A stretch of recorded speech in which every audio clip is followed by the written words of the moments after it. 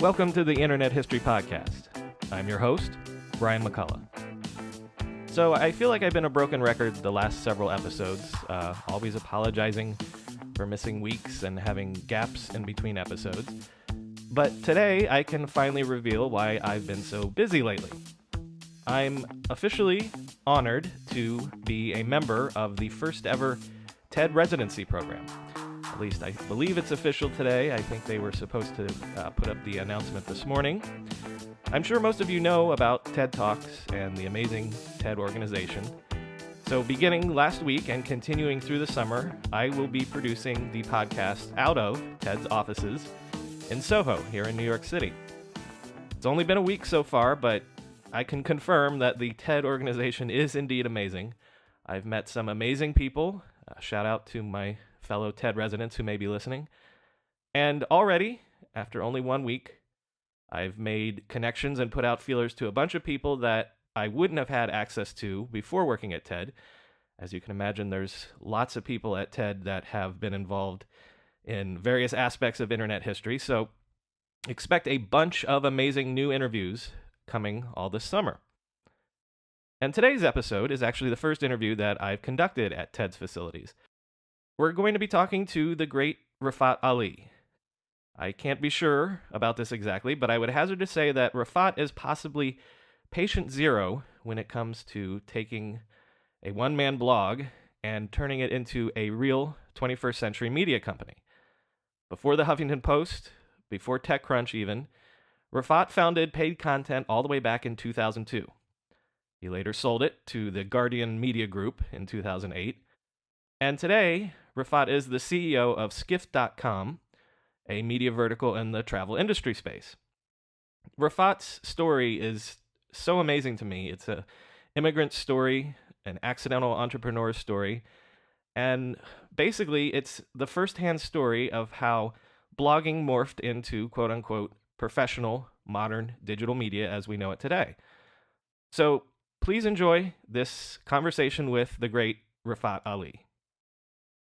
Rafat Ali, thanks for coming on the Internet History Podcast. Thank you for inviting me. I'm a huge fan of the podcast, and I'm so glad to be here. It's getting easier when now I'm talking to people that have actually listened to the show, so you know the format a little bit. Yeah, I found out about it, I'm going to say a few months ago, and I got so excited because I started tweeting about it, and I said, holy shit, this is the best podcast I've ever heard, only because I grew up in a bunch of this phase, plus the fact that obviously a bunch of these people I know. Right. Well, so then, since you know the format, we like to start a little bit with how you got into what you did in your career. You went to college originally in computer engineering, but I read that you sort of got disillusioned or bored with it. Yeah, this was back in India. 1996 is when I finished. Early days of internet, certainly in India. And I couldn't force it. This was back when developers weren't the rock stars that they are today. This was coders sitting behind a desk coding. I just didn't see myself doing that. I lost interest really 2 years into my degree. And then I started reading a lot about advertising. Somehow I met this copywriter who came to our small town and said, holy shit, this is exciting. Like, this is where the action is. And I went to the university library. Back in those days, internet, you couldn't really just go anywhere and find information. Can I stop you right there, because I haven't had the chance to ask about this. So this is the mid-90s. This is 1994. What, just generally, you don't have to, this could be a whole nother talk, but right. What was internet penetration like in India in the 90s? Nothing, zero. I was doing computer engineering, where out of the 4 years of, and this is a smaller college compared to like some of the bigger, more well-known colleges in India, in those 4 years, our dean of the college took us to a government IT office and said, "This is the internet." He pointed to a computer and said, "This is happening. This is internet." We knew everything there was to know about the architecture of the internet because we read that was all part of the course, what the network architecture was and mainframes, all this stuff we knew. We were doing programming on C and Unix and all kinds of other stuff we were doing. We were never connected. So it was all theoretical until then. So I didn't see the promise until much later. So then your actual you personally using the internet is just at school, and there's no ability to obviously on your phone, but at home access the internet? No, nothing. We didn't have, I didn't use internet until, I'm going to say 97. Okay. The first time it was a Lynx browser. 96, 97, Lynx browser. And I started learning tons about advertising just by, that was the text browser, if you remember. We've had... and there was a very slow dial-up in India, like in a corner of India, imagine. Like you would wait minutes and minutes for even a text thing to load up. And so, but I read a lot and I had access to a free printer for whatever reason. So I used to print out a lot of stuff and read in printouts. So yeah, that's how I got started. So then back to the story then, you got bored with it, you got interested in advertising. I've read tons about advertising, came out of school, started working at a PR agency thinking that advertising and PR are the same thing, which, obviously they're not. There are a lot of connections, just not the same thing. And there's this trade magazine in India, which was called A&M, which was the Ad Age of India, that I really liked. It was the only trade magazine. I typed a letter to the editor, giving him all the reasons why he should hire me. I had no background in writing. I had no background in advertising at all. He laughed. He sent me a letter back where essentially the import of the letter was, "You're crazy, but please come in and let's talk." And so I went and met him, and he couldn't believe I wrote that letter. He said, "Are you sure you wrote this letter?" I said, "Yes, I did." And so anyway, he hired me, and I started writing about, actually started sub-editing, which essentially was your editing of other people's copy. That's how you learn initially. Copy editing. Back in the days. I mean, these days it's sort of an alien thing in media organizations, but it is what you did. And then the first internet conference happened in India. This is in Delhi in 1997. Alan Meckler, who used to run Meckler Media, who's now an investor in Skift, who we've known for a long time now. It was his company back when like Meckler Media, whatever it was called, was big. So he brought the conference to Delhi. It was the first internet conference. The guy who used to write about tech companies for the magazine was out sick that day, that week. I remember very clearly. So my editor said, "Hey, Rafat, didn't you do computer engineering? You know something about this internet thing. Go see what this is." And so I went. And I met all these, and they brought in speakers from US because, US was where it was. All these speakers from US. And they also gave a demonstration of high-speed internet. This is what, T1 or whatever it was called. I forget what it was called. Broadband. I don't think it was called broadband at that point. And I said, holy shit, this is it. And then I started thinking, and so I did some stories out of it. And then I started covering internet advertising and marketing for the magazine. There were some early companies that were started in India, portals back then when portals were big, local portals. And I interviewed those people, did stories on them, that kind of stuff. I started writing about internet advertising in US, sort of reading from 5 different sources and creating a story for the magazine. And then I realized, well, the action is in US, so let's figure out a way to get to US. Journalism seemed, coming to study journalism was the way it seemed that would be the way for me to come to US. So I applied to 5 different schools for new media, early days of new media programs at these J schools in the US. I applied to 5, got rejected by 4, and the one that accepted me, which was Indiana University, also gave me a night fellowship, which was the only way I could afford to come to US. My dad was an academic, didn't really have tons of money. So I guess I got very lucky that way. So you got your master's in Bloomington. Bloomington, Indiana. Yeah. I finished in 3 semesters. In hindsight, I probably should have taken a little bit more time. I didn't. I should have had more U.S. college life experience, if you will. But I was like the diligent immigrant who wanted to finish as quick as possible. Well, and also because you're interested in doing journalism around the internet, and the timing is lining up that the internet is starting to enter the bubbles busting phase. Was there some sort of sense you've got to get to where it's happening before it's over or something like that? Well, I mean, I came here in the fall of 99. There was no indication, I guess not from my naive perspective then, that it was going to burst. I was not reading the economics, the underpinnings of it. I was still a young kid. But what I can come to where blogs intersect with my life. What happened? It's a very, very, very clear, specific day. It happened. Is that before you come to New York or after you were with Inside? No, this is in Indiana. Okay. Tell that story then, please. So I'm studying this new media journalism. I was the instructor as well to teach undergrads, web writing 101. Netscape Navigator back in the days used to create websites using Netscape. Dreamweaver hadn't launched yet. We used to where I used to live in the apartment. We used to subscribe to Chicago Tribune because Chicago Tribune was the nearest big city town. Indianapolis Star was kind of crap. This print newspaper, and I was in midday. I forget what exact time, but it was during the day. I was lying down on the couch reading the newspaper, and I started reading this article by this woman called Julia Hilar. Julia Hilar was a columnist for Chicago Tribune. If I'm not mistaken, she's still there, but she writes arts and stuff. But I could be mistaken in that part. She wrote about this thing called, I think the headline was, "I've seen the future," and it's called weblogs. And I started reading it, and I remember literally sitting up and saying, "Holy shit, what is this?" And I didn't have internet at our house, but there was labs that you could go to and access the internet. And so I went to the lab and started typing all these names that were in there, scripting Dave Weiner's thing. Yeah. Do you remember who else they mentioned? They mentioned a bunch of them. Yeah.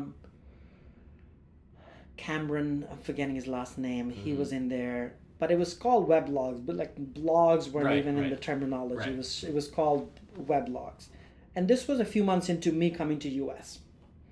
And so I thought this was a great way to journal my journey as a foreigner in a country where everything is new to me. It's fascinating. How do I document it?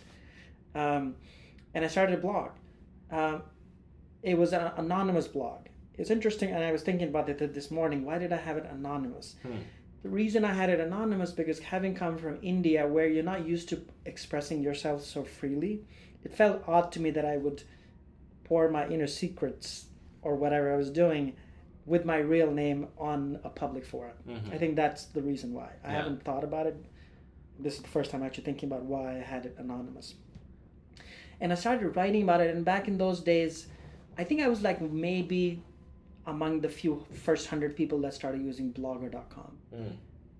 Very early, because Blogger had just launched when I started the blog. And I had known web design because I was teaching that. So it was attractive looking blog back in the days. Chronicling my journey in a small town in the U.S. as an Indian guy. And so that somehow struck a nerve with a lot of people. And back in those days, you used to be able to go on the homepage of blogger.com and see whose site has been updated. They used to have a running list of here are the blogs that have been updated. So people started coming through that way. And it just built an audience. Like people from New Zealand. I remember a guy from New Zealand who used to email me through the anonymous forum. That kind of stuff. There was an anonymous forum you could actually send an email to me through. So it ended up being, I guess, a bit too personal. And I realized I have to come out and actually hunt for a job. So I don't think I want something so personal and raw out there for my prospective candidates to. That's interesting to me because you're saying that what attracted you to blogging was not See, you would assume, oh, blogging, you can express yourself, I can put my personal life online, and you're saying the exact opposite. You're saying you're a little reticent about that. So when you first read that article, I mean, it's certainly changed. I've changed since. Changed, right? But so my question though is, when you did first read that article about blogging, what was it that struck you? Like, what was the aha? This is exciting stuff. What did you want to do with it? I said, this is an easy.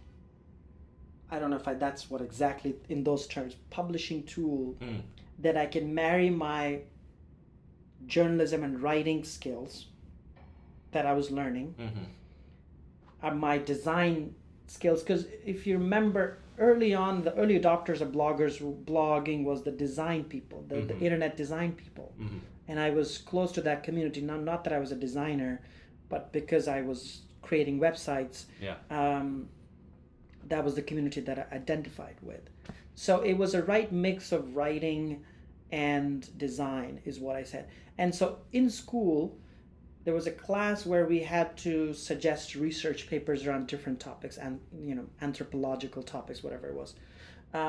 My first topic was a history of weblogs and why I wrote this whole summary paper on a way to frame how to look at weblogs and what they represent. Turned out all my premises in that article are absolutely proved wrong down the years, down the line. I had like, weblogs are elitist and here's why. And it's just this whole theory of it. And it turned out that was like the first research paper ever done on weblogs. This is, I'm going to say early 2000. And so, that's my history with blogs. My history with blog was personal. Right, yeah. And so I finished school, and the first thing I did was come to New York, which for my classmates in Indiana was like, why are you going to New York? That's where people get mugged. Like this whole small town Indiana kids who were going to school. And I said, well, that's the only place I know. My friends back from India have come, and this is the Y2K boom, if you remember. So a lot of software. Yeah. So a lot of my colleagues that I went to college with back in India came to US in that Y2K boom. So some bunch of them came and were actually living in a house in New Jersey, Wayne, New Jersey, which is like an hour inside. And so I lived with them for 6 months hunting for jobs. Inside.com, which you may remember, very few people remember. I actually want you to just pause here for a second, because it is one of those sites that I do remember, but has gone down the memory hole. Yeah. So tell me, before we talk about you joining, just give us an outline of what Inside.com was, who started it, and what they were trying to do. Yeah, it was a Michael Hirschon and what's that? Kurt Anderson. How do I not know that? How do I not remember it? They started what... easiest way to think about it, it was the East Coast competitor to Variety, covering media, entertainment, publishing, internet. Huge hype. Fred Wilson funded it. A bunch of other people funded it. And they also had a magazine. The magazine broke the Segway story. Segway, if you remember, was such a huge hype. Inside magazine broke that story. And so it was really, really, really, like, it went up in 18 months. It went from total hype to completely out of business. Right. Super short life. Super short life. I was there for about half of its life. And I was just so they hired me as an intern. I had started my personal blog, Rafat.org, and was starting, Romanesco was aggregating links around media. So I emailed them for an internship, and they hired me for, I still remember, $6 an hour, 3 days a week. They had that need. We were still in the old building where today is the Martha Stewart building, all the way up on 11th Avenue. David Carr was there. Like, storied people were there. David Carr was there. I remember I was the intern on this side of the bullpen. David Carr was on the other side. By that time, he was still, he was very well known. Less well known until he hit New York Times, but still. And I remember learning so much from him just by overhearing over the bullpen how much he harassed people on the phone. To like, if he didn't get an answer this way, he would come back at it again this way or that way or that way. So I learned the biggest thing I learned from him, just overhearing him, was how not to be afraid when talking to people. Sources. Yeah. As a journalist. And he would be talking to the biggest of big, John Malone, Barry Diller, all these people. And yet he would have no fear of asking them questions, the hard questions. So I think that's the biggest thing I learned, even though he probably doesn't know that obviously now he doesn't, but he didn't know that I learned all that from him, which was just asking the hard questions, not being afraid of asking the hard questions. So that went down, and So you interned there, but are you doing any reporting on media? So I started doing. So what happened was 9/11 happened. Blogs started becoming big. These guys knew that the editors there knew that I knew this thing called blogging. So he said, "Rafa, why don't you write about blogging?" Metafilter had just started coming up, if you remember. So I did a whole long story on Metafilter. I did a big story on Slashdot. It was the most definitive story ever done at that point on Slashdot. And also because the 2000 election was huge for blogging taking off too, because you had things like Josh Marshall and stuff coming out of that. So Andrew Sullivan had started. I wrote a story about Andrew Sullivan's business model. And Slashdot, just to go back to a second, didn't consider itself a blog, but everybody started considering itself a blog because it was pre-blog. Right. So I was doing stories on them, and we got bought by Prime Media, which was Steve Brill. So Steve Brill still claims that he discovered me, which I actually gave him credit for. He hired me from an intern to full time. They did a bunch of layoffs, but I got hired full time because I was being paid so little that it didn't really matter. They barely noticed you on the They roll. barely noticed me. So I got hired full time, and that started my career as a journalist. So he can legitimately claim that's actually true. And then it shut down. Like September 11th hit, we were going south, and a month later it shut down. I sent an email to Jason Calacanis, Silicon Alley reporter magazine of fame. Magazine had just shut down. A couple of months before Inside.com shut down, I saw a job listing on Silicon Alley Daily, the newsletter they had. I somehow had the foresight of emailing him the second we found out that it was closing. Inside.com was closing, saying, and we had interacted on email a little bit because I was covering some of the stories and he was reading it and he sent me a note saying, great story, etc., etc.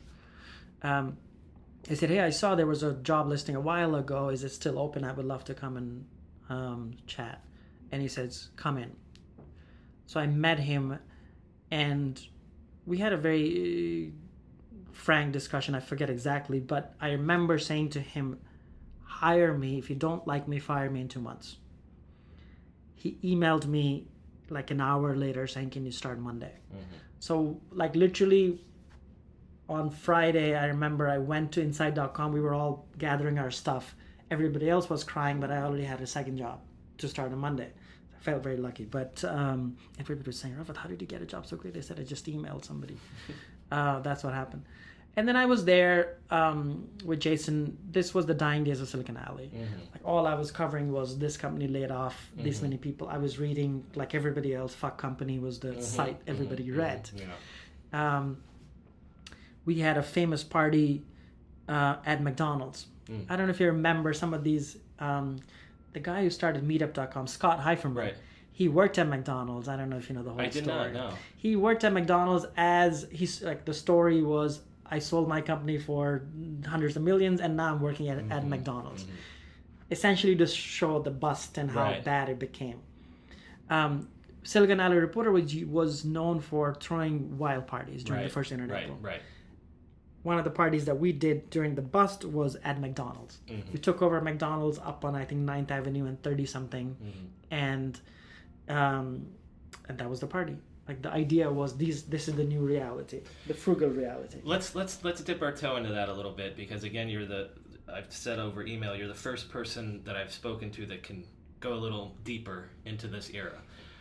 Just as an example, my first company started in 98 and we actually grew into the bust. But when I did my second company, 2002, the very first engineer I hired, who I won't name because I don't know, but he went on to basically build Netflix streaming. And I hired him over Craigslist hourly. So in 2002, that's the quality of talent that was unemployed. So give me your impression of those days, at least here in New York. It was depressing. Yeah. Because it was September 11th compounded with the bust that happened. It was everybody, it was a lot of companies saying, big media companies saying, look, this is what we said was like, this is why we didn't rush into the whole internet thing. They felt it was a fad and it was over. Good, we can go back to the way things were. Exactly. Yeah. Okay. Meanwhile, blogs were sort of coming from nowhere into becoming a more bigger part of the conversation, as I mentioned. Especially the elections, and then post September 11th, a lot of stuff happened, which people started reading, and it became a bigger part of the media consciousness in general, or the national consciousness in general. I was already blogging for like 3 years at that point, and so there was this guy called John Hilar, who now nobody remembers his name, but there was big article on him in the New Yorker in 2002. He's the guy who started this site called Micro-Content News, and he started chronicling with a very analytical bent on what's happening in the smaller micro media world, blogging and all these others. And then New Yorker did a very long piece on him, and he went on TV and started doing TV. I don't know where he is now. His site has long gone. He and I became friends, and so I remember TikTok Diner on the crappiest diner in New York City.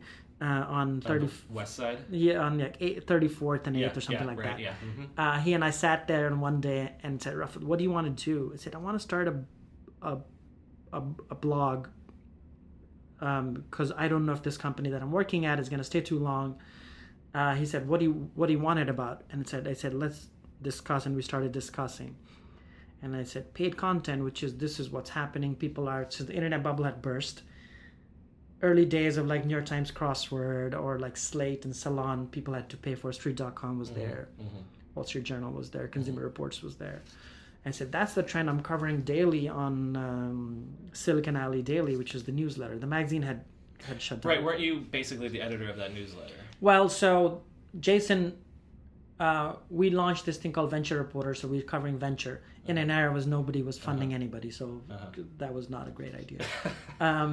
And so he laid off everybody, and I was the only one left, so I was the managing editor. And it may have been one or two more people doing other kinds of other support work, but certainly I was the only editorial who was writing the newsletter. I learned the power of newsletters because of Jason. I really did. And Brian Alvey, who has been his business partner many times over since, he was the CTO. I learned about the technicalities of newsletters through him when I was there, and the habit forming nature of email.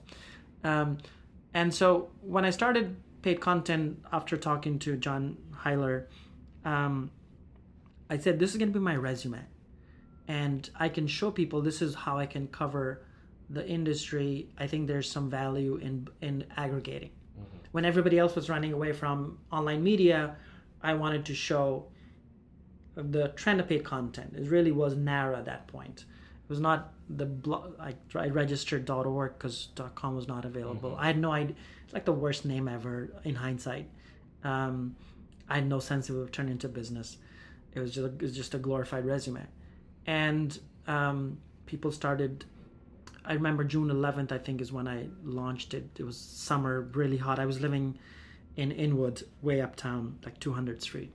I read you're in a $400 a month room share, which is a good deal, even if it's a room share. Yeah, it was. Yeah, I had a room, and it was. Oh my God, it was on this. It's like a 5th or 6th floor walk up because the elevator was too old in that building. And we should say this is 2002, summer of 2002. This is summer of 2002. I Won Media and Romanesco were there, which were aggregating links, and Romanesco was doing some commentary, a little bit commentary as well. I Won Media was too? I Want Media was there. Yeah. It was just link aggregation. Patrick Phillips, I don't know what he's doing now. It's shut down since. But I started aggregating, and I did some story and so Jason found out that I was doing this blog, and he actually didn't say anything. He said, "Oh, great! I'm glad you're doing it. Go continue doing it." While I was working for him, Right. He didn't discourage me at all, which was great of him. Had he said shut it down, I would have shut it down, and history wouldn't have happened. Yeah. My history wouldn't have happened. So, but he said, "No, continue doing it, whatever you're doing," because he didn't think it was any competitor or whatever. Sure. And so, and I'll come back to that point later. I broke some story about Inside.com. I'd already left Inside.com, like who owned the domain now, a short story. And then Romanesco linked to it in one of his links. And that's how people started learning about paid content. And then I1 Media linked to some of my, and I started doing some original stories a little bit here and there, or original analysis nugget here and there about online media.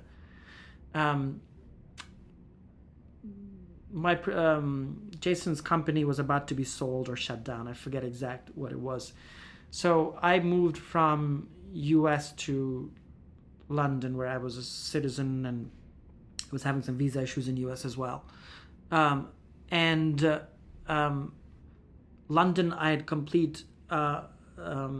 I was clear that I was going to find a job there, not like continue. The blog was just a hobby. I'll continue doing resume, it. like you said. Yes. Yeah. If US was bad, UK was worse in terms of the economy and internet economy, etc. So nobody was giving me a job. I almost got a job at this mining magazine that did copy editing tests. Like I passed a few, and then they rejected me at the last stage.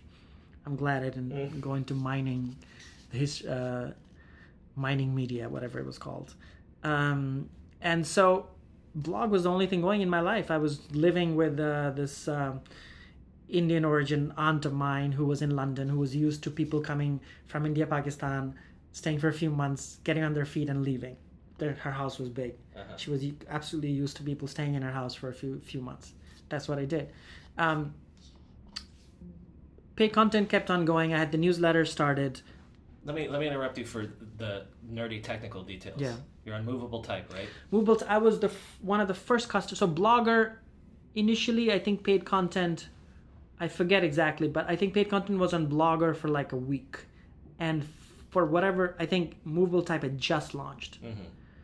And I found that better. Only because you could host, I think it was like a download edition, you could host it on your server. Your own, right, yeah. As opposed to Blogger, which was a hosted version for right, on exactly. that.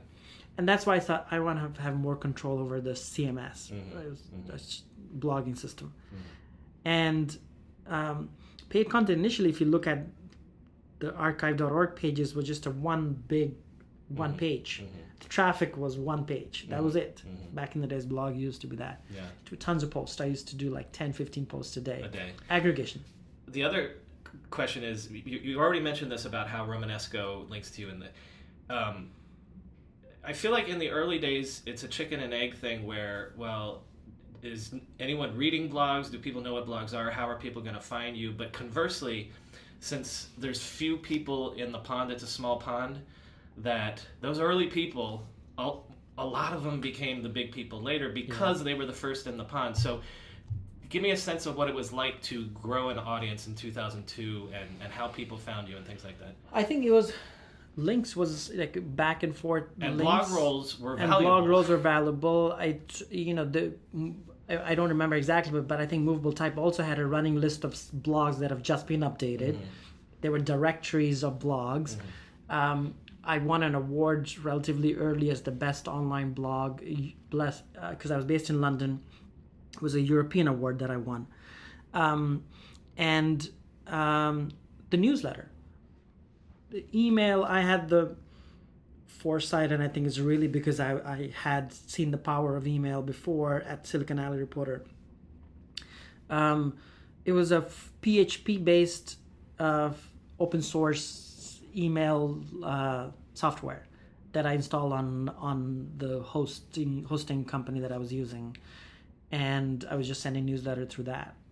And I think Movable Type became better at integrating all that stuff later, but I was hand coding a newsletter, and I used to send it daily.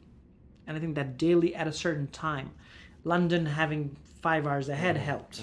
So by the time 9 a.m. hit, I was 2 p.m. there, and I had already done the work I could have done. I remember calling Ross Levinson. This is interesting. One night, I was living in this. So I'm jumping a few things, but I was living with my aunt, and then this European conference in Germany said, "Hey, Rafa, do you want to come and speak on paid content?" I'd never done public speaking in my life before. I used to stammer till I was 17, so I'd never done public speaking ever in my life. And he said, "Not only will we have you speak, you're going to get €2,500 to come and speak." I said, "Holy shit, that's a lot of money." So I was able to move out of my aunt's basement or whatever into an actual room in East London, which was leaking from like 3 different places, and I used to sit in the middle and sleep in the middle because like it was leaking for safety. Yeah, and I had asthma too as a kid, so I didn't want like too much moisture in the room. Anyway, and I was updating paid content initially from internet cafes in East London because I didn't have internet. I couldn't afford internet. And then this room that I took, it was above an internet cafe run by this Pakistani guy who said, "I will give you the room, share my internet costs. I'll give you a line, I'll give you a phone." And I started reporting on US sitting from my room in East London, calling people. And like, I remember it must have been 12 or something in the night, and I'm calling Ross Levinson, West Coast, because I think Ross was in LA at that time. And he said, "What time is it there? Why are you?" And he says, "It's 12. I said, "Holy shit, you're calling from there?" I said, "Yeah, well, I have a phone, and I don't have anything else to do. I forget what the story was. He was at Fox Sports back in the days. Then he became big later. Yeah. So that's what it was. Was it a competitive advantage, the hour difference? So yes. that you're able to break stories overnight here? Yeah. I mean, you could imagine the metabolism of everybody else at that time. It was not the crazy metabolism it is today. It was still very slow. And, what took people, I said, my tagline was, "I kill myself so you don't have to." That was my tagline. So you're doing what, like a dozen posts a day? Yeah, sometimes more. And I'd started other sites as well. I started this site called Moco News. Right. We'll get to that in a second. Do you take any blame or credit for, as you say, the metabolism of the modern day blog? Yeah, I think, blogs, and I was listening to some podcast this morning. Somebody was talking about some history of blog or whatever, I forget. But the point is the promise of the blogs. Remember, this is the days of bookmarking. How else? And RSS was very early. Right. The promise of the blog was every time you come to the blog, you'll see something new. Because it was in reverse chronological order, chunks, posts, and stuff. That promise that somehow it was an unwritten promise, nobody was enforcing it or anything, meant that you had to update your blog many times a day. It's not just true for paid content. It was true for tons of other blogs. It used to churn a lot. If you read early stories about blogs, that's what they will say. Like churning, I would imagine, was probably invented by blogs. Well, and the suck.com guys recently talked about that too. That was their discovery early on, that if you could guarantee people, they did it on a daily basis, but if you could guarantee people, next time I go back, there's going to be something new there, then you create that habit, you create that audience. Yeah, and that's what it was. And so and the email newsletter, which started getting into people's inboxes daily at a certain time. I think that was very important to send it at a certain time. You start your day with PaidContent's email. Paid content. People said to me many times in different ways, like, we wake up with you, or we see your face before we see our spouse's face. Like, that's very powerful to say. That's the standard I still hold Skift to, which is we start the day with you. Like, that has stayed with me through my life. I started seeing early days of mobile in UK, which was early.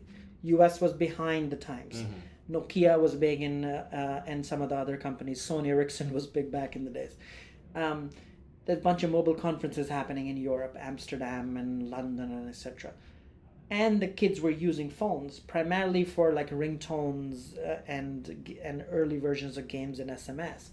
And I saw how kids, these are immigrant kids in East London, playing with phones and spending so much time on phones. This is pre-smartphone. And so I said, there's something there. Ringtones are becoming big.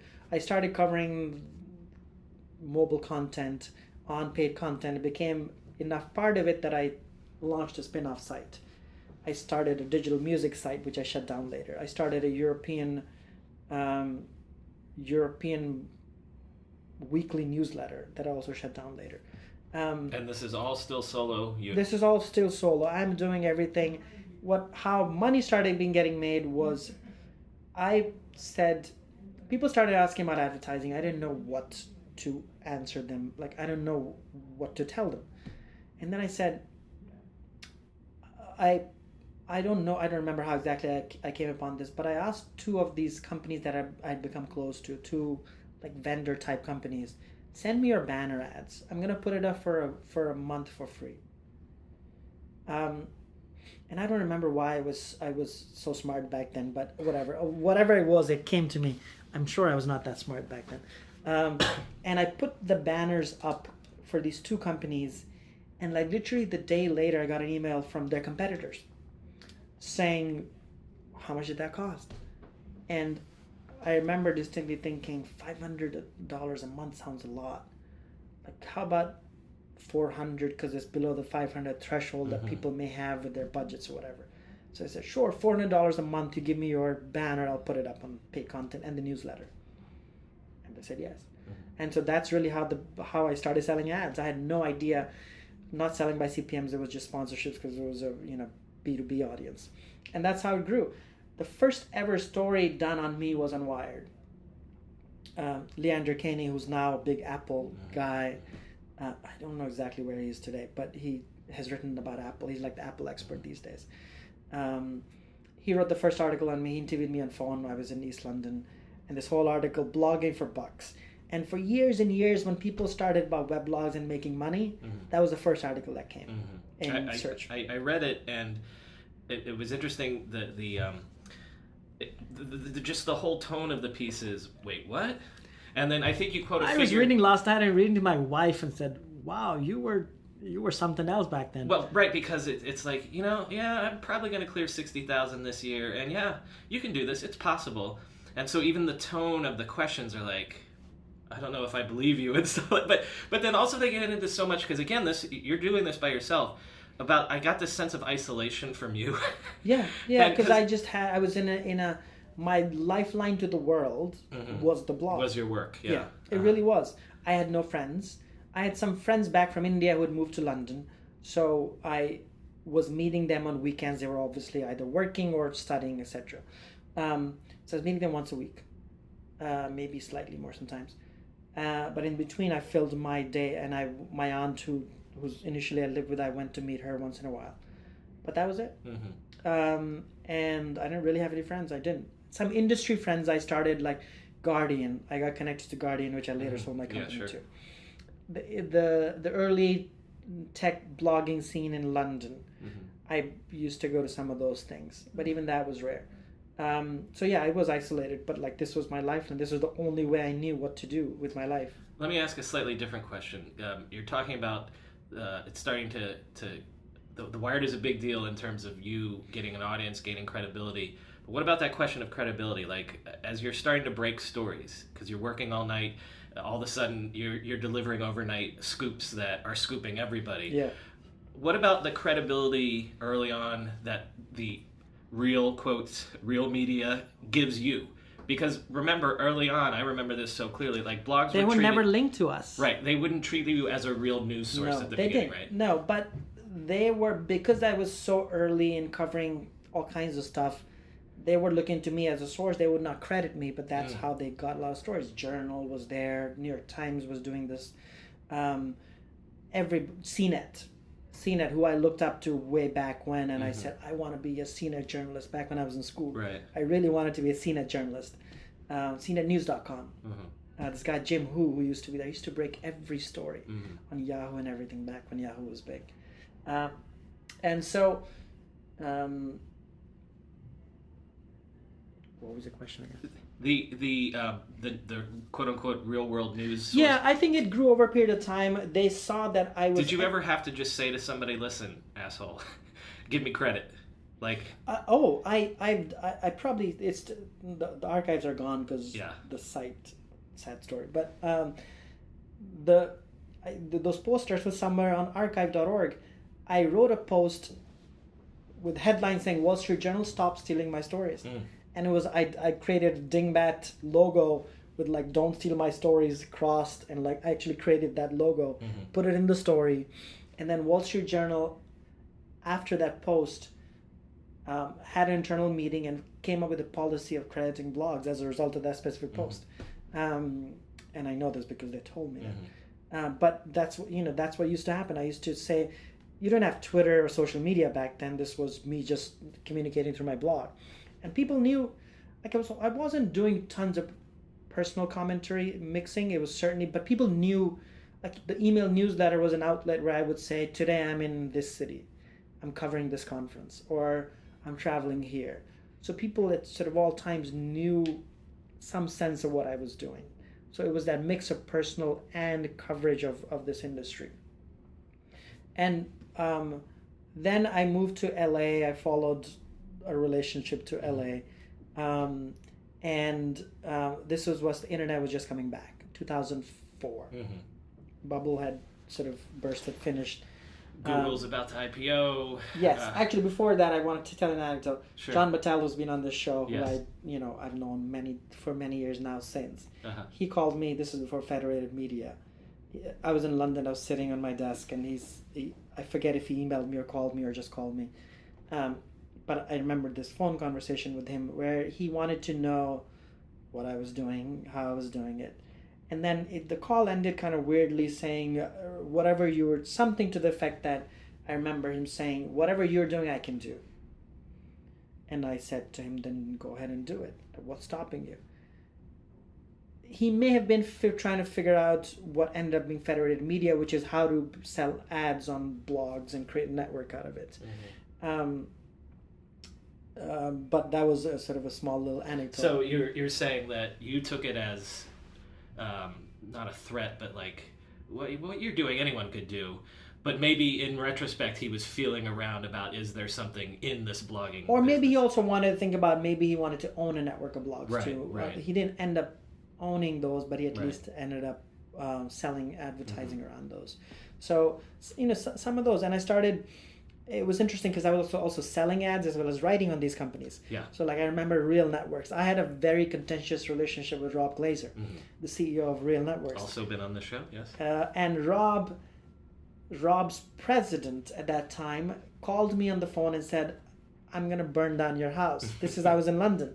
Because I was covering the existential crisis happening at Real Networks, because like Windows Media was becoming big. Real was the pioneer. And Windows was taking over. And I was doing reporting which internally the employees did not know about. I forget how all I got all these stories, and sitting in a flat in London. And then also when I moved to LA, and I remember actually the call I got was in LA from this president who said, I'm gonna burn down your house. And I said, holy shit. And then he got fired shortly after. Not for that, but shortly after. And so Rob and I had a contentious relationship for a long time. He thought I was out to get him or something. But they ended up advertising later. And then InfoSpace was there. InfoSpace also pulled their advertising because I was doing very aggressive reporting on InfoSpace. I'm sure you remember InfoSpace. They had a big office in LA as well. I think they're Seattle based, if I'm not mistaken. Yeah. I can't remember if I've talked to any InfoSpace people. But I know. Go on. It was a long time ago. Yeah. And so mobile was becoming big, and LA was becoming a hub of it as well. Mobile, Jamdat was started there. So I started hiring people. Naturally, I mean, Rafat, it took you long enough.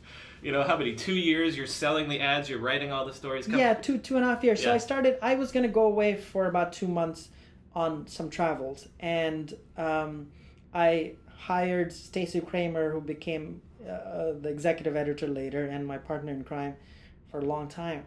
And this other guy in Australia, he was an Australian guy living in Mexico, who knew about wireless and mobile, and he started covering Moco. Like he started writing Moco News for those 2 months I was away. Stacey was doing paid content for 2 months, and then I came back 2 months later, and then the economy. I started getting money, so I just kept them on.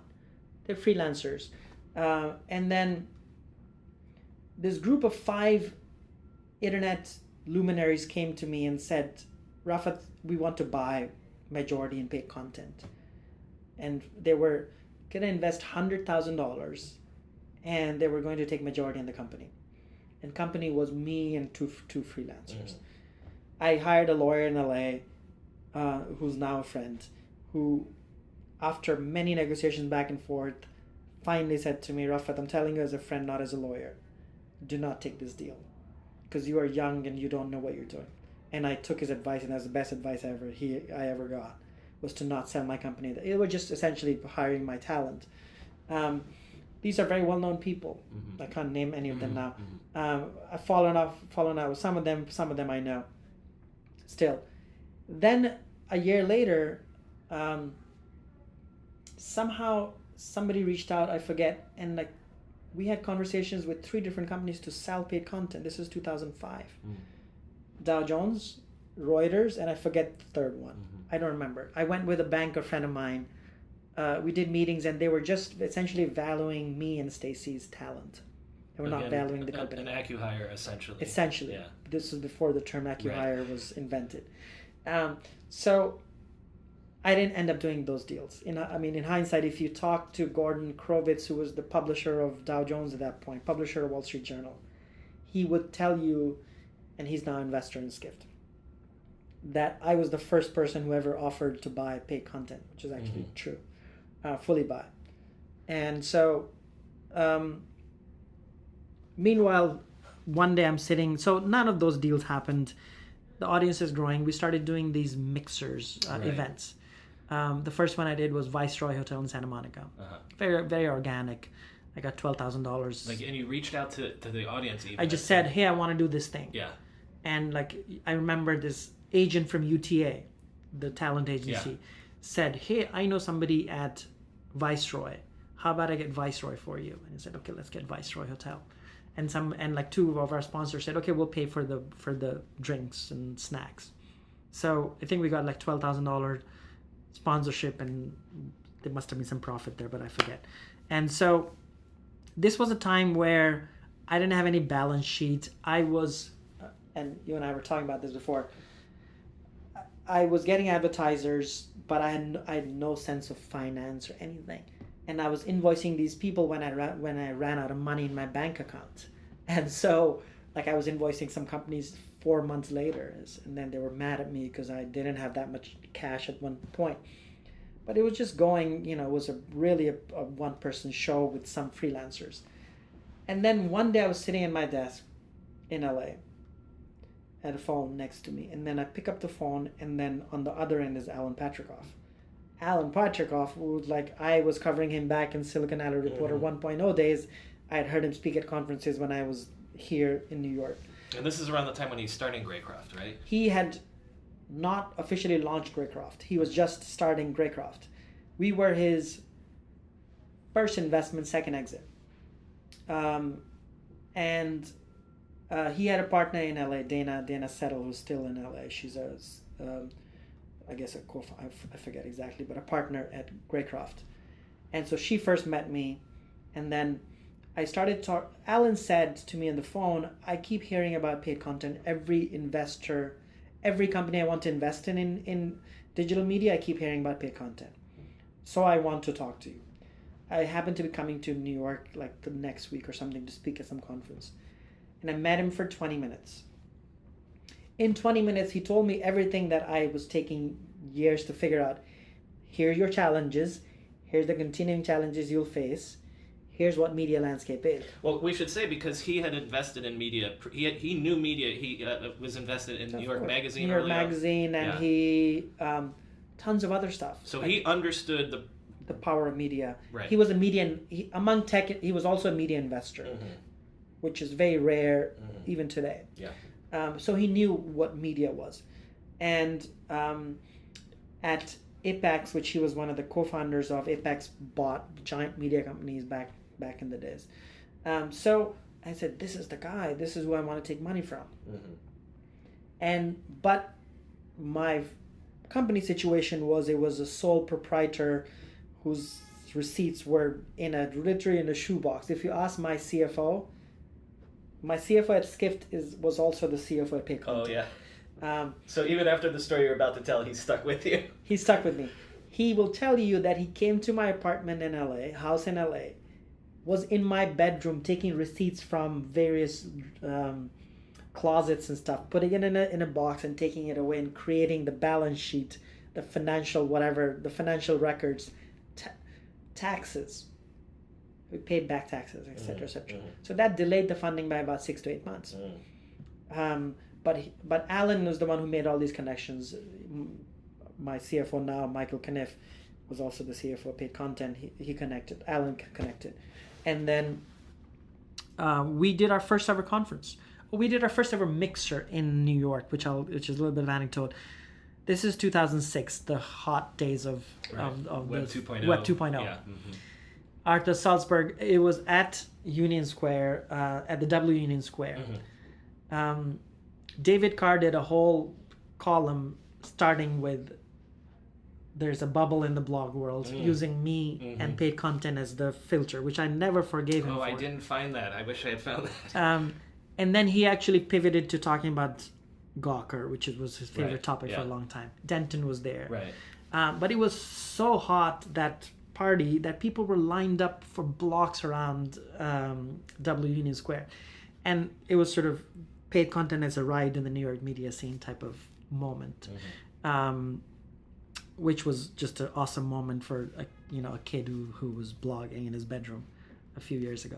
And so 2006, Alan Patrickoff invested. We started doing events. Our first conference was called Economics of Social Media. This was MySpace days, back when people said to brands, do you have a MySpace strategy? Right.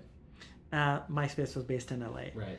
And so we did this conference at Beverly Hilton. I remember the next day, the Golden Globes was the day after our conference ended, in the same room, because they always do in Beverly Hilton.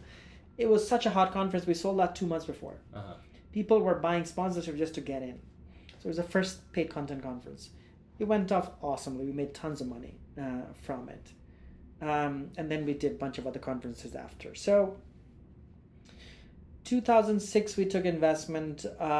We became sort of a formal company. I had PaidContent's first office in Santa Monica, walking distance from where I used to live. I used to drive. I lived in LA for 5 years. I didn't drive 3.5 years out of it. That's hard to pull off in LA. I know. Which essentially meant that I was working all the time, which meant I used to call people to Santa Monica to meet me. Although I shouldn't say that. Now we live in an Uber world. I know. This is pre-Uber. Yeah. Taxis in LA back then were expensive. Yeah. But by that time we had opened multiple sites. We had Mocha News. We had PaidContent UK. We had Content Sutra, which was an India site, early days of India site. And you've brought in also, again, from old media or real media or whatever, like Nathan Richardson and he came in. So maybe I'm skipping ahead to. You're skipping a little bit. Sorry. So 2007, the peak of the Web 2.0, I think, was 2007. Our conference happened. We did a conference in New York, Future Business Media, which is the biggest of big media. CEO spoke. It was Waldorf. It almost bankrupted us because it was Waldorf Astoria. But it was a big conference for us. And then we started raising our second round. The idea was we would hire a CEO. I'm going to stop you because I know where this is going. Let me ask you then the nitty-gritty question of what is the economics for blogging as a business in 2007? Are you making any money on we had if I remember 2007. Let me finish. Yeah. Not any money. Are you making any money from the web traffic itself? Or is most of the money that you're making from the conferences? It was 50-50. Okay. And B2B,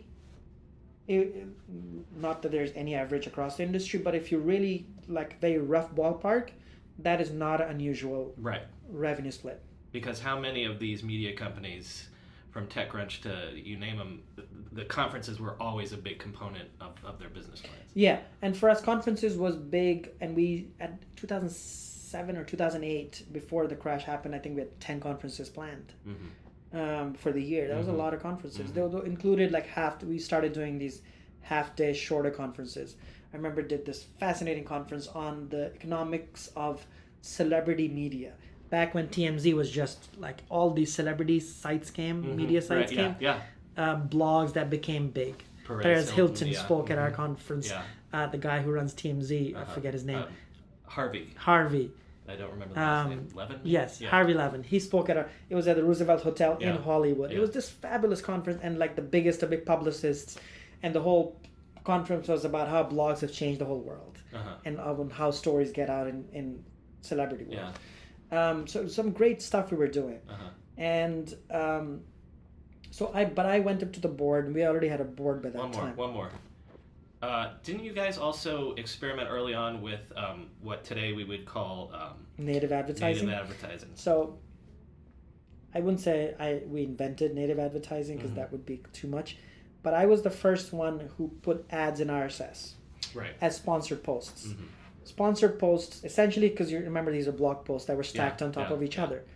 One of those posts happened to be a sponsored post. It used to be set. I used to call it sponsored post. Is what I called it because it was a blog post. And this was 2003, 4 maybe.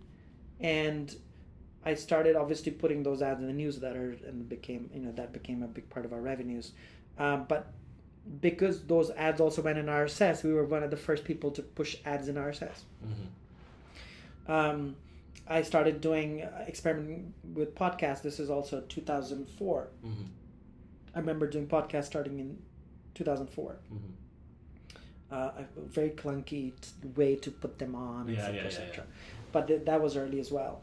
So we were very early in doing sponsored native advertising, if you will. Okay. All right. So I interrupted so many times. No, you can continue with the story. So 2007-ish, maybe you're thinking raising a second round. So I went up to the board. I remember late 2007 or something, maybe earlier, that I think we need a CEO. Like I was the CEO. I was the publisher and editor because that's what I liked. Right. I didn't want to be CEO because I felt like I was kind of faking my way to being a business boss or something.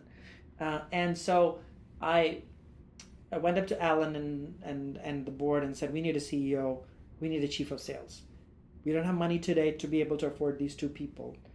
I don't know if I told you. The money that we raised from Alan was only $500,000.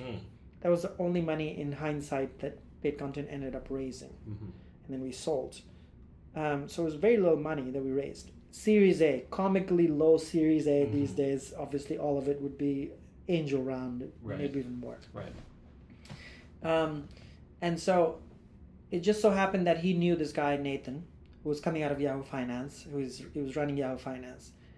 And also he knew somebody as chief of sales candidate. Little backstory. The guy who almost became the CEO of PaidContent was Jason Goldberg, who ended up starting Fab. Right. And was at the time Jobster? Jobster had imploded. Goldberg knew Alan very well.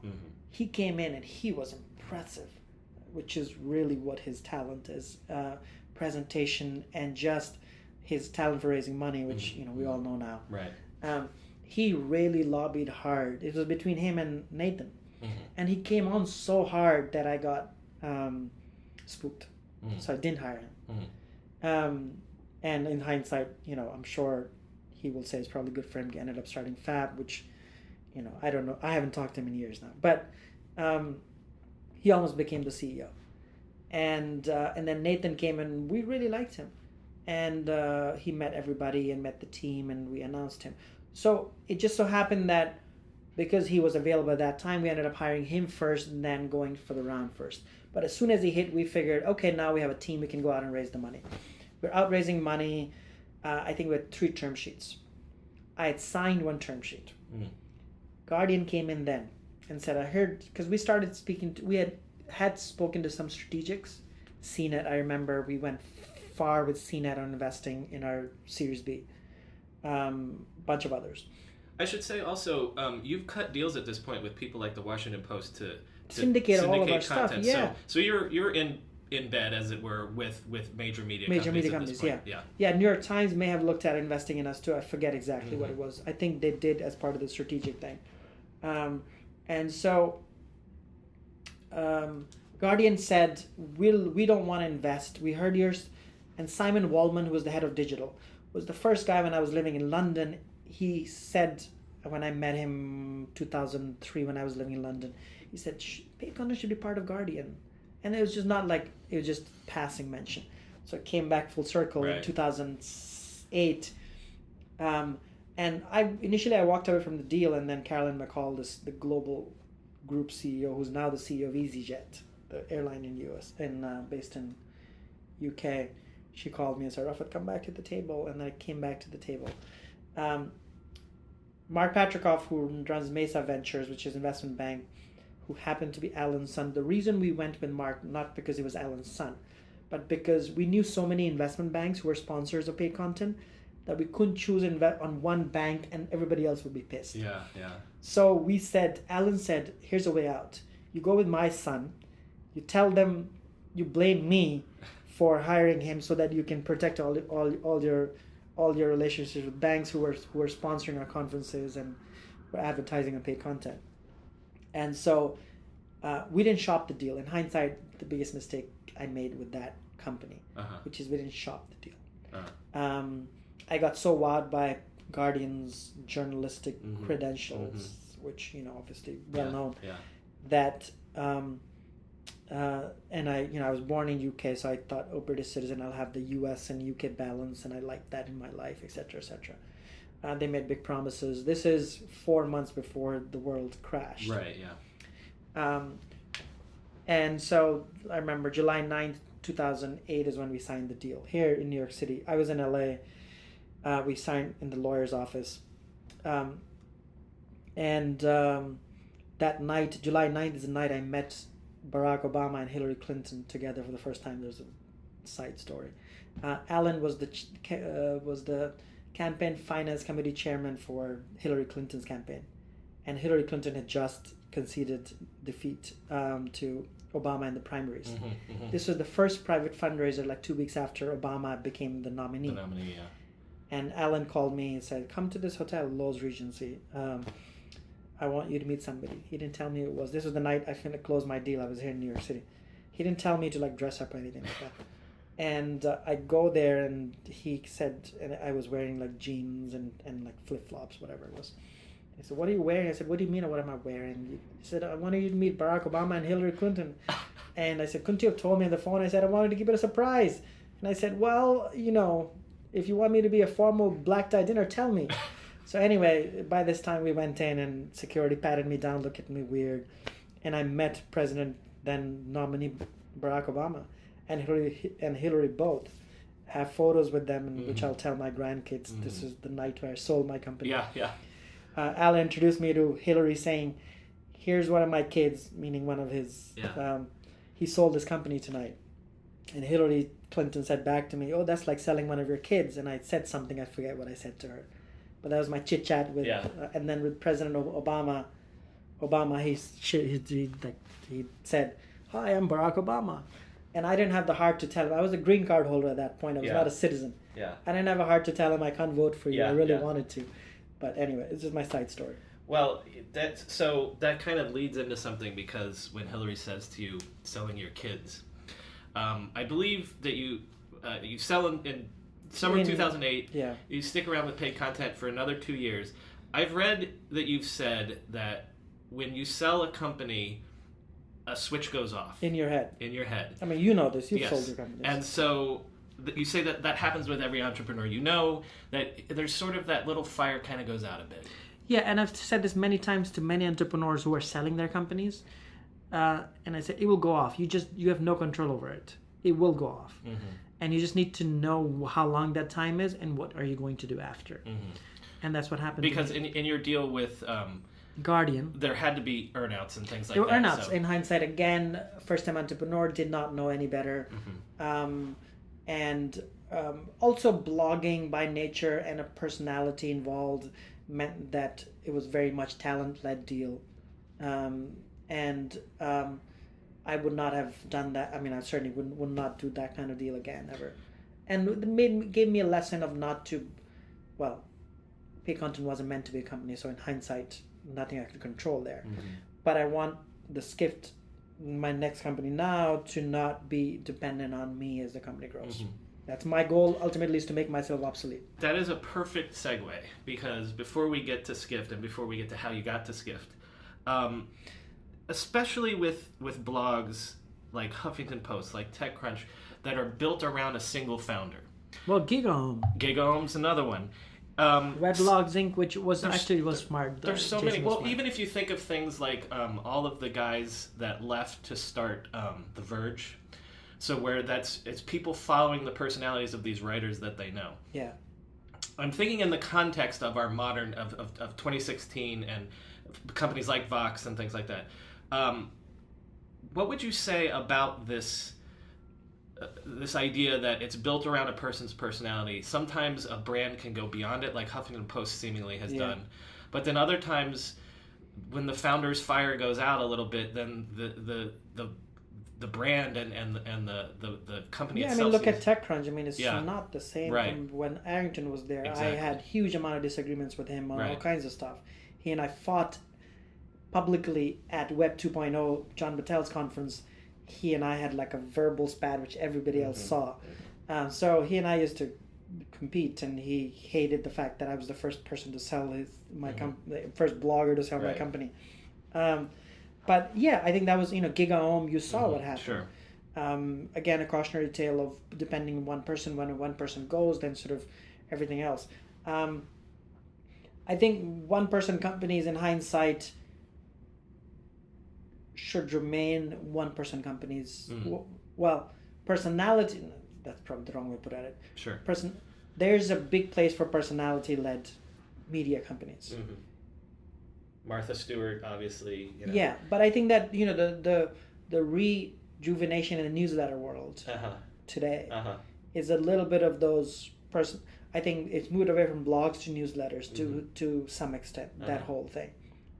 And, some of those are doing well.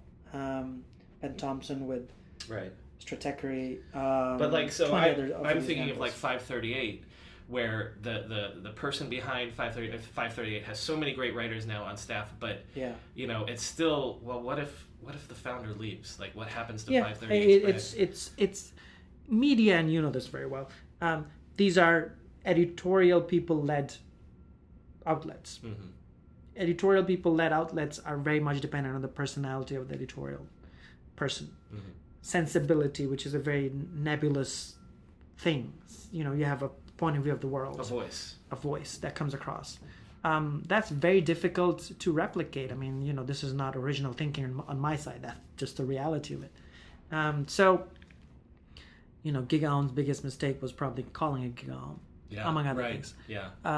And so at least I said, okay, PaidContent was the crappiest term, but word or phrase .org, but at least it wasn't my name. Right, yeah. So, and hindsight, irony, GigaOM ended up owning PaidContent, and then GigaOM shut down, and PaidContent shut down as well. But 4 months after selling, the financial crisis hit. Guardian had big plans with us for US. They all went out of the window. They were laying off hundreds of people back home, as was everybody else. This is the depths of 2008, 2009 financial crisis. They actually decided to sell it less than a year in. And then the group that owned us within Guardian Group, the CEO of Guardian Media Group, it went up to the board and said, we're willing to sell off. This was a year into PaidContent being owned by them. Because they're just too busy trying to rescue the company. Survive. So, but the group CEO told the head of our division, whoever we reported into, says, I read PaidContent every day. I get value as a big media CEO. Why can't you guys figure out what to do with it? So the sale got canceled. And then I knew at that point it was over. My switch in my head went off like a year in. And I actually left 4 months before my contract finished, because they said, Rafat, you're completely tuned out, leave. We'll just pay you the rest of your months and just go. So I went and traveled, which was going to be 2-3 months, ended up being 2 years of travel. Did you get to how do you say Skatora Island? Didn't you? Socotra Island in Yemen. No, well, Yemen is a basket case of a country at this hard point. To travel to, hard to travel to. But I did go to Uzbekistan. I did go to Iceland. Yeah. I'm a big Icelandophile, whatever you want to call it. I've been 5 times to Iceland. Yeah. They should give me a citizenship. I've sent so many people there. Yeah. Well, it's cheap to get there from New York City, too. Obviously. I went a week after the volcano stopped. When I booked my sabbatical, first trip, the volcano was still going on. I said, I don't know if I'll be able to go. And my leaving was announced. The post I wrote is May 21st, 2010 is when I left PaidContent. And I left for my sabbatical like 2 days later.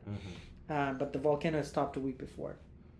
So that's interesting. You do roughly 2 years of traveling, let's say, and now you are back with a travel vertical. So before we get into that, was it that 2 years in the traveling that sort of led you in this direction? Was you learning about... No. But the way, how much I widely traveled, like the way I looked at the world and how widely I traveled, certainly... reflects in how we look at the world of travel at Skift. So it's influenced by the wide outlook that I got as a result of my own traveling. The idea is it's not like a genius original idea. It's a B2B vertical media company for the travel industry. It's paid content for the travel industry. Exactly, It's not a blog. It was just because it's a business information media company that happens to run on WordPress. And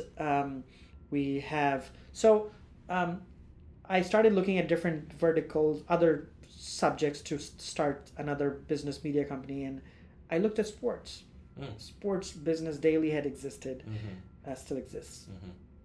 ESPN and everybody else covering consumer for the average audience. But the business of sports. But the business of sports. And I actually went quite far. I spoke to Bankoff and others in in my network. I started speaking to some sports talent agents as well, because I had LA connections, but I had no interest in sports. I don't know a single rule of football, of American football. So after a while I figured I can tackle it as a strategic problem. I just cannot be passionate about American sports or in general.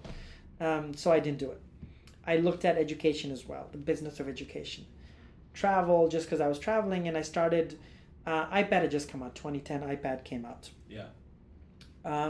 I somehow got involved in Lonely Planet, which was then owned by BBC, and I had conversations with them buying the company out of BBC. And I came in with Hearst, and we actually had a few conversations, and then nothing happened. But I was initially looking at what could a consumer travel startup look like, consumer travel guidebook company look like in a touch-based environment. Everybody was trying to figure out how to reinvent books on tablets. We thought tablets were going to change the world. And so that was how I started learning about the business of travel. I started reading the B2B trades to create a consumer travel startup. Realized how bad the trade was in travel. And I said, oh, wait, my history is in B2B. Trade media. Maybe I should do this. This is what I know how to do. And so that's how I sort of came across that. And I met, 2011, I met now my co-founder and the editor of Skift, Jason Clampett, who was at Frommer's back then. He was the head of online content. Frommer's was going down. It was actually sold to Google, and now it's sort of a shell of itself. And Google resold it to Mr. Frommer. And so he became the editor, I became the business guy. And we started it we really technically launched it July 30th, 2012. I had already hired a journalist, a very senior journalist, Dennis Shaw, who's our news editor. So 3 of us essentially launched it 2012.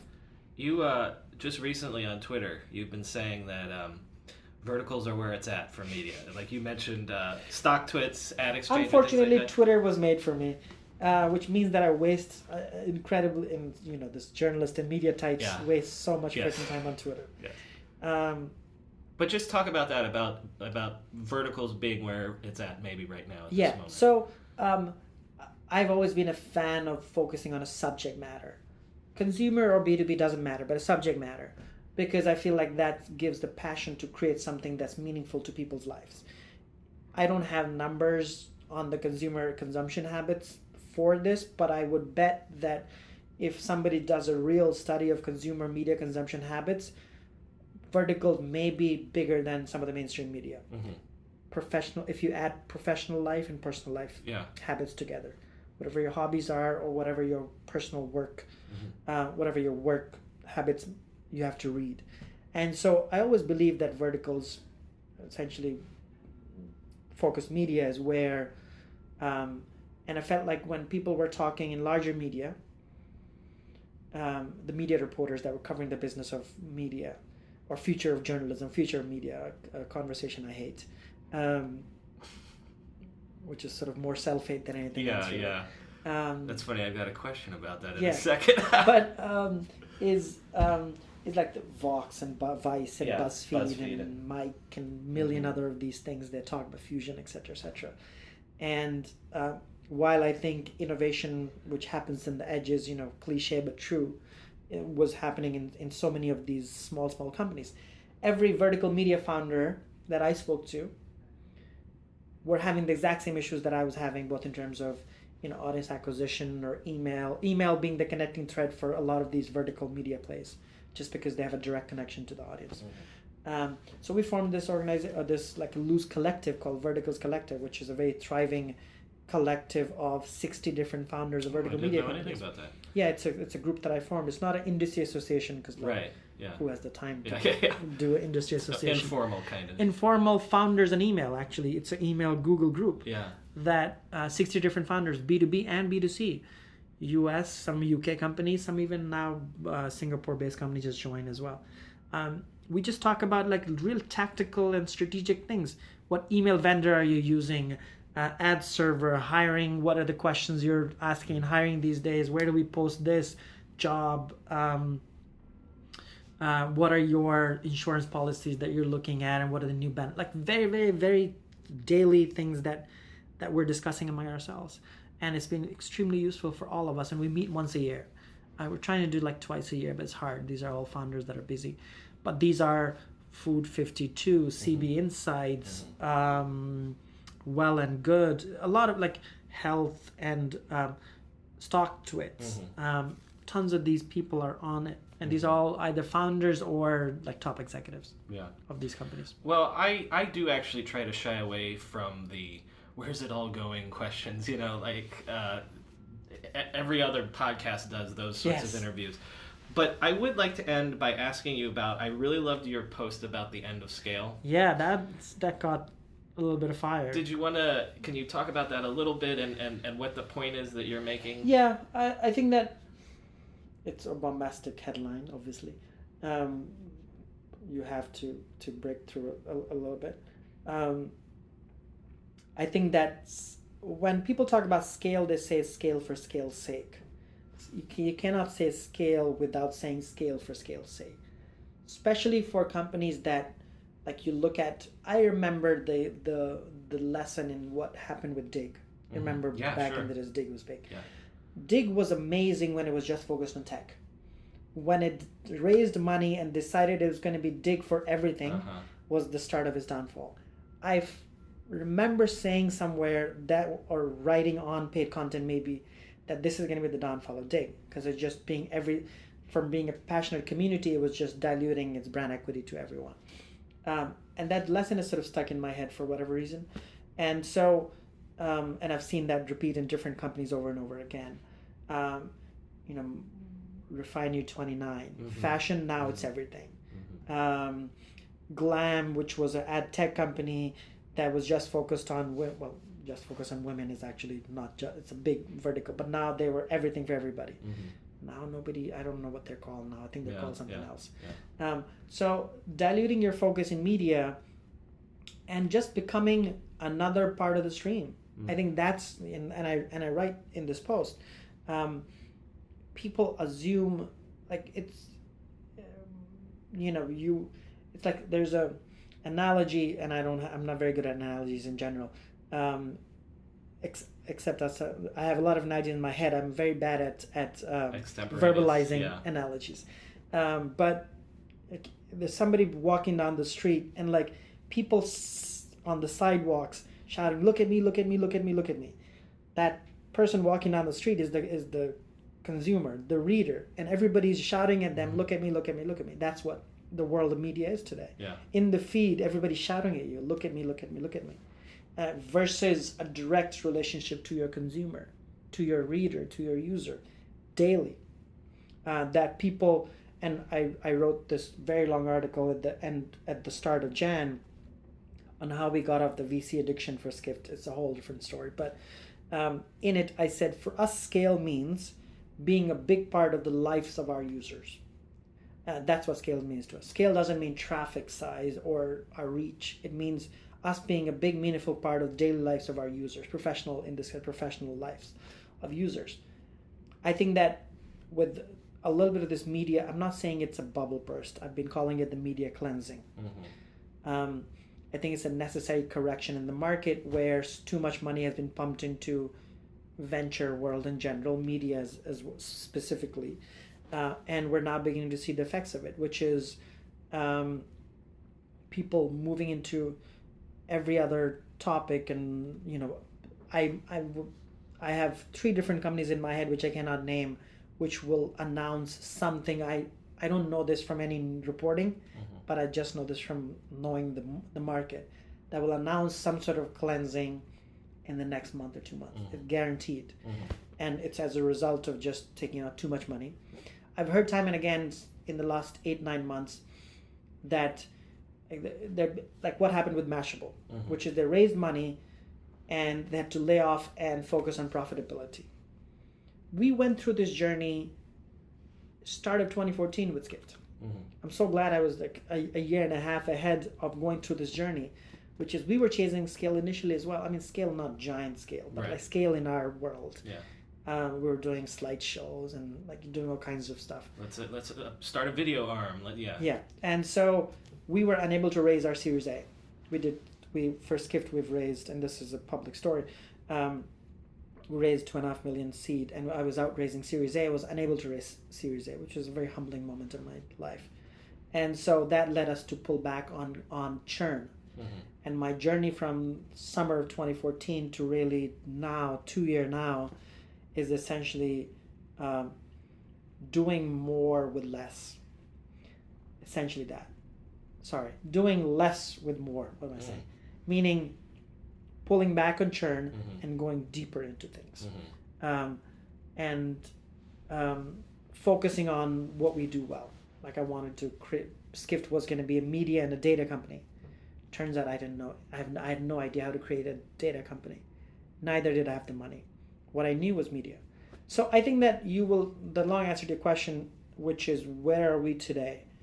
I didn't ask that. I specifically said I didn't want to ask that. Okay. But go on. I think that there's a realization that creating, this is not just in media, this is real tech media together, venture-backed ecosystem, that real businesses need to be created. Maybe scale isn't everything. There's going to be breakout players, Uber in mm-hmm. transportation, maybe BuzzFeed in media. That will be those breakout companies that will be in its own orbit. Vice maybe as well. But for others, it will have to be focused on creating real meaningful things. And I think, if anything, the story that my story is essentially a story of saying there's another way. Mm-hmm. Like that's been if you want to summarize my life, professional life in one sentence, it's that, guess what, there's another way. Mm-hmm. And that's, if anybody wants to learn something from me, that'd be the one sentence I would say. I find it interesting that in a way what you're saying when you say create real value for your audience, it's that idea that you learned all the way back with paid content, where if they're waking up every morning and they're coming to you before they say hi to their wife, that's that real personal value. It really is. I mean, like people changing their business strategy, like the biggest of the companies changing their business strategy as a result of what they're reading on Skift. Like that's huge. Right. For travel, which is the world's largest industry. Mm-hmm. Like this is the level of fanaticism people have for, like CEOs and CMOs in travel have for Skift, is way beyond just a relationship. Hey, this is an email, a publication that comes. It's part of their daily lives. It's what they're basing their companies on. Actual actionable intelligence. Actionable intelligence and our worldview of travel. Because we are showing them a different way of looking at the world of travel as well. I mean, that's sort of what Skift is. And so that's been gratifying. I have become a huge believer in building long-term companies. When we hire people, we tell, if you want to build a long-term career, work with us. Not that I'm expecting them to stay with us for a long time, for their whole life, but that we will get the best work ever out of you as an employee. You will be set for life. I think that's kind of the dream that we sell when we hire people. Mm-hmm. And that's resonating. Is like long-term company, long-term investment into people, everything long-term. And that's, such a freaking novel idea today at this point in an age where, companies that created become big and they get sold 18 months later for $18 billion, whatever WhatsApp was sold for. Right. Well, Rafat, you're so good at this and so interesting that we could be here all night, so I should probably let you go, but I want to thank you so much. Well, thank you for letting me tell and having the discussion. I may have talked. No, I'm telling you, you're good at it, and it's been amazing, and thank you for taking the time. Thank you for inviting me. If this is the first time you're listening to this podcast, please subscribe to us on your podcast app of choice. There's plenty more great internet history where that came from. And if you're a longtime listener, then you know what to do to help us out. Rate and review us on iTunes. Because iTunes gives credit to reviews and ratings, and the more great reviews we get, the more people will discover us. As always, there's more info on our website, www.internethistorypodcast.com. The show's Twitter handle is @NetHistoryPod, and my personal Twitter is @BrianMCC. Thanks for listening.